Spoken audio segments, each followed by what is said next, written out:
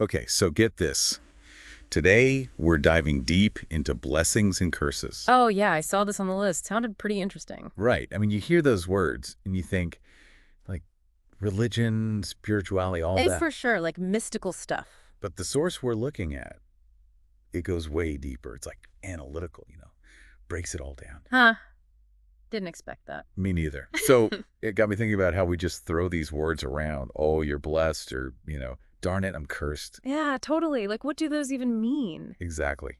And that's what this source tries to do. Define it. Like, really define it. Okay, so how does it break it down? So first, it lays out a bunch of different definitions for blessings. It's like layers, right? Yeah. One definition is this idea of like an infusion of holiness or divine will being put into something. Okay, that makes sense. I can see that. Then there's this other definition that's more about a special favor or mercy or like a benefit coming straight from like God or whatever higher power. Right, like you're chosen for good things. Yeah, exactly.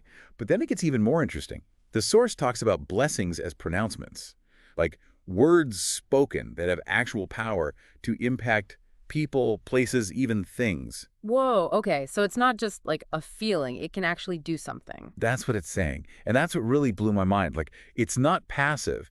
It's this active force shaping reality. Never thought of it that way. I know. It makes you think twice about all those times you hear, you're blessed. It's like, whoa, there's some serious weight behind those words. For sure. And speaking of weighty words, the source then brings in this whole comparison with curses, which I was not expecting. Right. So are we talking like full on step on a crack, break your mother's back, curses here? Not exactly that kind of curse, but it's closer than you might think. The source defines curses as these wishes for bad stuff to happen, adversity, misfortune, even harm, like someone wanting to inflict pain on purpose. And get this, it could be fueled by, like, supernatural power. So like legit dark magic stuff. Well, the source keeps it pretty open-ended. Could be, or maybe it's just some intense negative energy behind the words. Okay, got it. But I'm still trying to wrap my head around this comparison. Are they saying blessings and curses are like two sides of the same coin? No, that's a good way to put it. They both have that similar structure. There's a source, the person or thing doing the blessing or cursing. There's a target, the person or thing being impacted.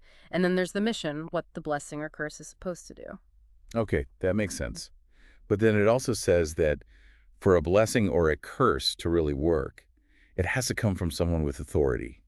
Like there's that line about a toddler not being able to pronounce either unless they're, and I quote, possessed by a spirit. Yeah, that line caught my eye too. I mean, it's kind of funny, but it also makes you think, right? Totally. Like, Yeah. is there something to that idea of needing authority? Does it have to be like supernatural authority? Well, the source doesn't limit it to that. Authority could be like societal, a judge pronouncing a sentence, or a parent giving a blessing to their child. It even talks about like the authority that comes from your own strong beliefs and convictions. Like, if you truly believe something, your words carry more weight. Oh, that's interesting.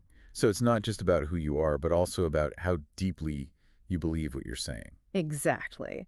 And all of this brings us to another super important point the source keeps coming back to: the power of words themselves. It argues that words have this inherent ability to actually shape the world around us. Oh, for sure. I mean, we see it all the time, right? All the time. Think about religious ceremonies. The words spoken there are believed to have real power, right? But it goes beyond religion, too. Think about the power of, like, a genuine apology or a Yeah. promise made with total conviction. Words can build you up or tear you down.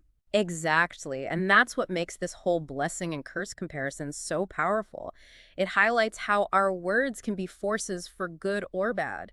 Like, a blessing is a pronouncement with positive intent, while a curse is a pronouncement with negative intent.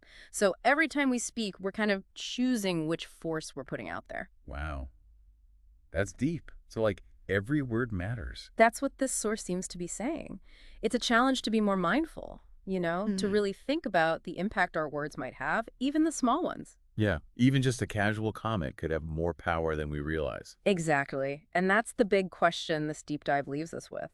If our words have the potential to bless or curse, how can we use them more intentionally? How can we use them to build each other up and create a more positive reality? That is a heavy question. It makes you stop and think, okay, what am I putting out into the world with my words? Right. It's like, are we blessing or cursing even without realizing it?